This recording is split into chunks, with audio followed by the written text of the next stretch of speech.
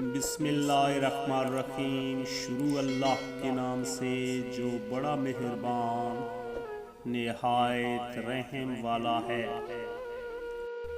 بخیل آدمی کی دولت اس وقت زمین سے باہر آتی ہے جب وہ خود زمین کے نیچے چلا جاتا ہے۔ اگر کسی فقیر کے پاس ایک روٹی ہوتی ہے تو وہ آدھی روٹی کھاتا ہے اور آدھی کسی غریب کو دے دیتا ہے، لیکن اگر بادشاہ کے پاس ایک ملک ہوتا ہے تو وہ ایک اور ملک چاہتا ہے۔ علم کے بغیر انسان اللہ تعالیٰ کو بھی نہیں پہچان سکتا۔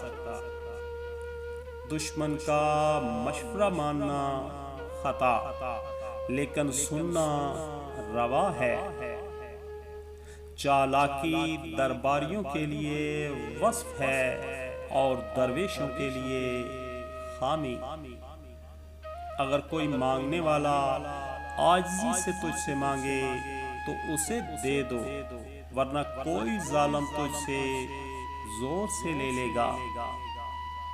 جو نصیحت نہیں سنتا اسے لعنت و ملامت سننے کا شوق ہے۔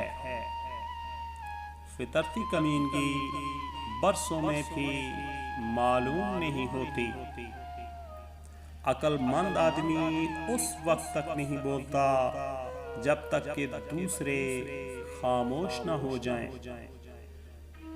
وہ پارسا جو مخلوق کے سامنے ہاتھ پھیلاتے ہیں وہ قبلہ کی طرف پشت کر کے نماز پڑھ رہے ہیں۔